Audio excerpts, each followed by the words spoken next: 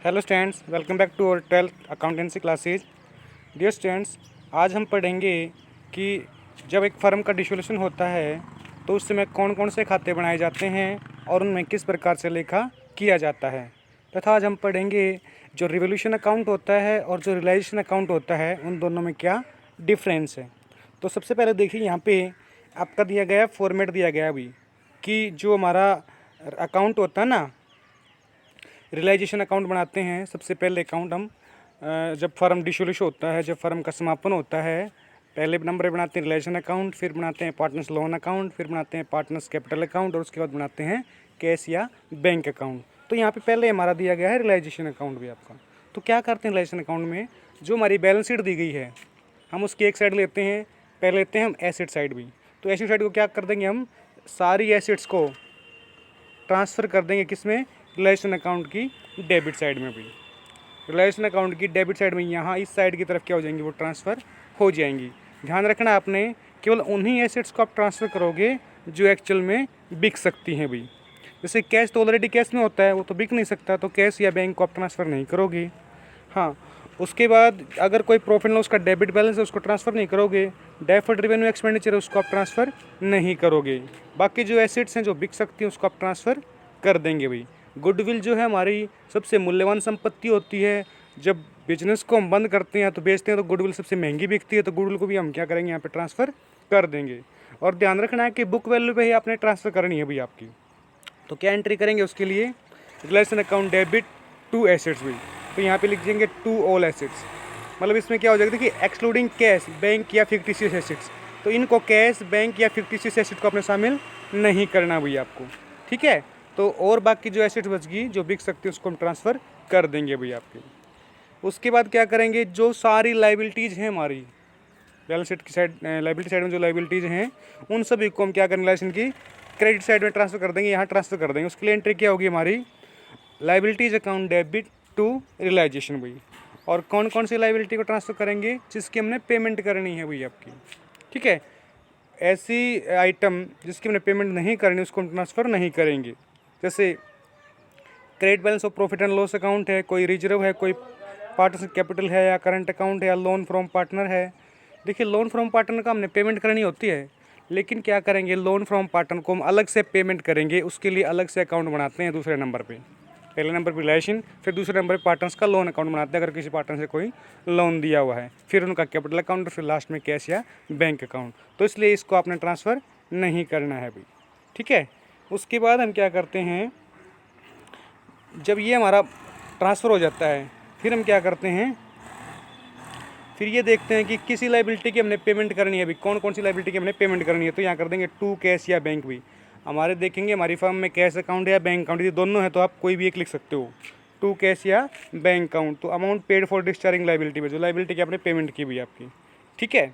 उसके बाद क्या करेंगे, टू कैश या bank account, amount paid to unrecorded liability. अगर कोई अनरिकॉर्ड लाइबिलिटी हो जाती है तो उसकी भी हमने पेमेंट करनी होती है, तो भी क्या करेंगे हम, डेबिट साइड। उसकी एंट्री भी क्या होगी हमारी, हमारे relation account debit to bank account भी। उसके बाद टू बैंक या कैश एक्सपेंसेस ऑन रिलेशन भी। यदि समापन के कुछ खर्चे हो गए जिनको वसूली व्यय बोलते हैं, उन खर्चों की हमने क्या करनी पड़ेगी, पेमेंट करनी पड़ेगी। उसके लिए एंट्री क्या होती है, relation account debit to cash या बैंक भी।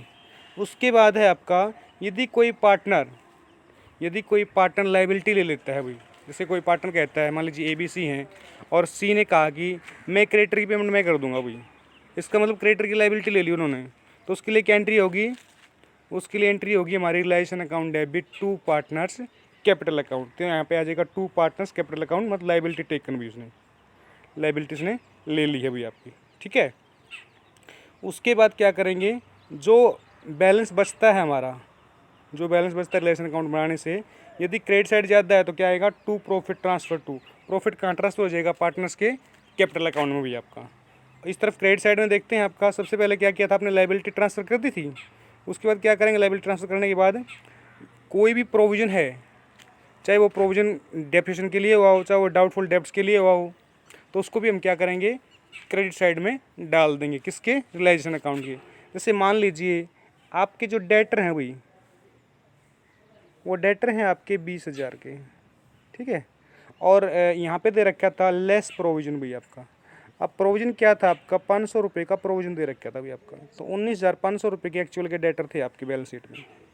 तो मैंने कहा कि जो हमने संपत्ति ट्रांसफ़र करनी है ना, जो एसेट ट्रांसफ़र करनी है वो क्या करनी है, बुक वैल्यू पे करनी है। तो ये डेटर को हम 20,000 से ट्रांसफ़र करेंगे डेबिट साइड में, यहाँ लिखेंगे टू डेटर्स, रिलेशन की डेबिट साइड में टू डेटर्स कितने से, 20,000 से भी, 20,000 से करेंगे ना कि 19,500 से, ठीक है, 20,000 से करेंगे।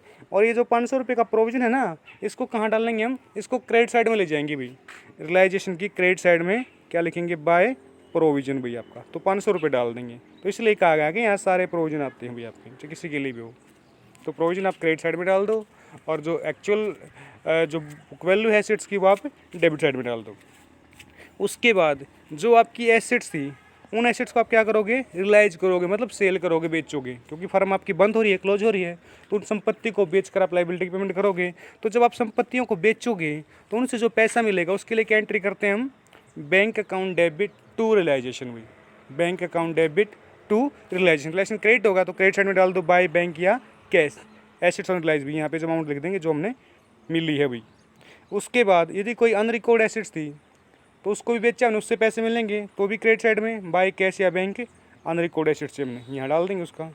उसके बाद जब कोई पार्टनर एसेट्स ले लेता है, जैसे ABC 3 पार्टनर थे, मान लीजिए ए ने फर्नीचर ले लिया 5,000 रुपये का, तो क्या करेंगे, उसके लिए एंट्री होगी partners capital account debit to realisation. अब रियलाइजेशन क्रेडिट हो गया तो क्रेडिट साइड में लिख दो बाय पार्टनर्स कैपिटल अकाउंट भी, जैसे ए ने फर्नीचर लिया तो by as capital account, bracket में लिख देंगे फर्नीचर टेकन, तो 5,000 है तो 5,000 यहाँ पे डाल देंगे हम, ठीक है।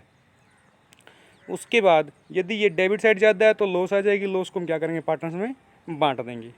तो ये तो था हमारा फॉर्मेट भी आपका, ठीक है। उसके बाद हमारा आ जाता है कि जो रिवोल्यूशन अकाउंट होता है और जो रियलाइजेशन अकाउंट होता है उन दोनों में डिफरेंस क्या है भाई।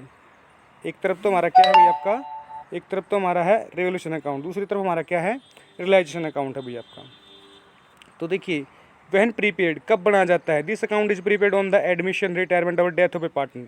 तो रिवोल्यूशन अकाउंट हम कब बनाते हैं, जब कोई शानदार फर्म में प्रवेश करता है या कोई रिटायरमेंट करता है या किसी की डेथ होती है भाई।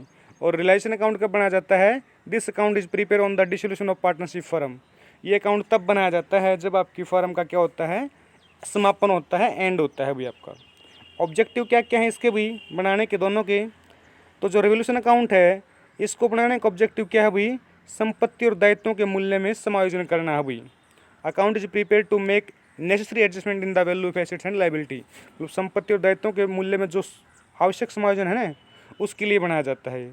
और ये क्यों बनाया जाता है realisation account, this account prepared to find the profit and loss on the sale of assets and repayment of liability.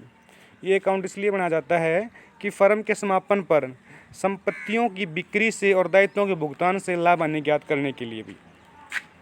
उसके बाद है रिजल्ट भी।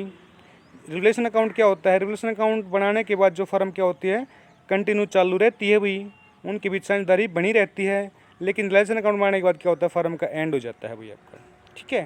तो रिलेशन अकाउंट एंड में बनता है जब फर्म क्लोज होती है, बंद होती है, और रिवोल्यूशन अकाउंट बनाने के बाद चलती रहती है। उसके बाद है value of assets and liability भाई। अब value of assets and liability का मतलब क्या है आपका, संपत्ति और दायित्वों का मूल्य का लेखा भाई आपका। तो रिवोल्यूशन अकाउंट में केवल डिफरेंस लिखा जाता है भाई आपका। मान लीजिए पहले आपकी कोई एसेट्स थी 4,000 की, अब वो एसेट्स रहेगी आपकी 3,000 की, तो कितना डिफरेंस है, 1,000 का, 1,000 की कमी आई ना, तो 1,000 कमी लिखी जाएगी रिवोल्यूशन अकाउंट में, ठीक है। अगर कोई संपत्ति बढ़ गई तो जितनी बड़ी है ना, मान लीजिए कोई संपत्ति पहले थी 10,000 की और अब होगी वो 12,000 की, तो कितनी बड़ी, 2,000 की, तो 2,000 लिखे जाएंगे रिवोल्यूशन अकाउंट में। तो रिवोल्यूशन अकाउंट में तो लिखा जाता है सिर्फ डिफरेंस, जबकि इसमें क्या लिखा जाता है रिलेशन अकाउंट में, इसमें बुक वैल्यू लिखी जाती है एसेट्स और लायबिलिटी की भी। इसमें क्या लिखी जाती है, बुक वैल्यू लिखी जाती है एसेट्स और लायबिलिटी की भी।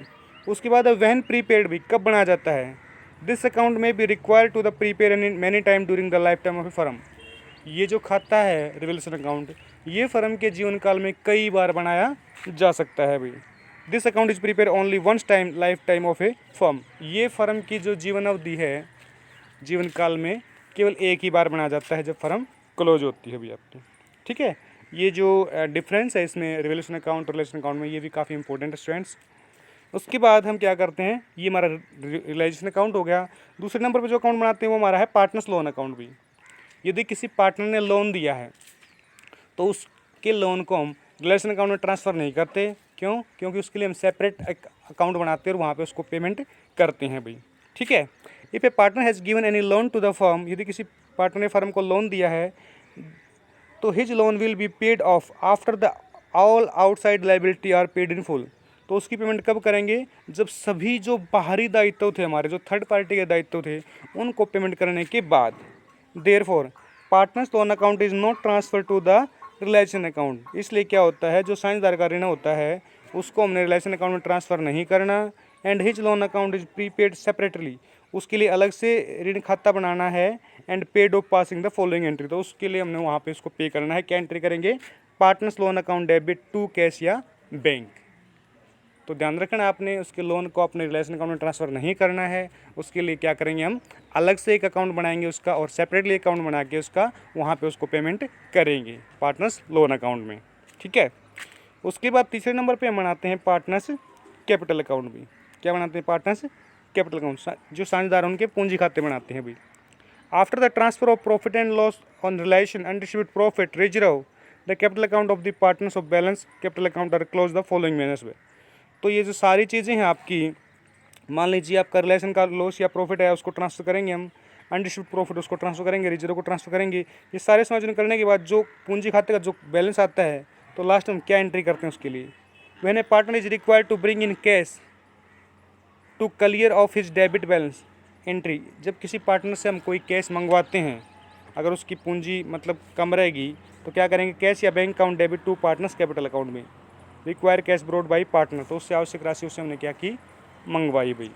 When a partner is paid to the credit balance of his account, जब किसी पार्टनर की क्रेडिट शेष बचा हुआ है, मतलब उसको अपने पैसे देने हैं क्योंकि फर्म तो क्लोज होगी, तो पेमेंट करेंगे तो क्या करेंगे? Partners capital account debit to cash या बैंक भाई। क्योंकि ये भी हो सकता है कि किसी पार्टनर का पूंजी खाता डेबिट हो मतलब उसके जो कमी उसके हिस्से में बांटे आई है, तो क्या करेंगे? उससे तो मंगवाएंगे, मंगवाने के लिए एंट्री तो हो जाएगी कैश या bank account debit to partners capital account. और यदि उसका क्रेडिट बैलेंस शेष है तो उसको हमने पे करना है भाई। पे करना है तो क्या करेंगे? Partners capital account debit to cash या बैंक भाई। लास्ट में हम बनाते हैं, क्या बनाते हैं लास्ट में? कैश या बैंक अकाउंट। देखिए कैश या बैंक दोनों लेके आ भाई।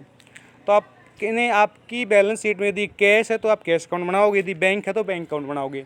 और दोनों हैं, कैश भी है और बैंक भी है, तो आपने कोई एक अकाउंट बनाना है, या तो कैश अकाउंट बना लो या बैंक अकाउंट बना लो। यदि आप कैश अकाउंट बनाओगे तो आपने क्या करना है? जो बैंक की राशि है वो ये मान लो आपने बैंक से निकलवा ली भाई। तो निकलवाने की क्या एंट्री हो जाएगी? Cash account debit to bank. तो कैश अकाउंट की आप डेबिट में डाल दो टू बैंक करके। और उसके बाद यदि आप बैंक अकाउंट बना रहे हो तो क्या करेंगे? जो हमारे पास कैश है उस कैश को ये मानते हैं बैंक में जमा करा दिया। बैंक में जमा करा दिया, क्या एंट्री होगी? Bank account debit to cash. तो बैंक की डेबिट में डाल दो टू कैश करके। ठीक है। The opening balance of cash and bank and all the receipt entered in the debit side of this account भी।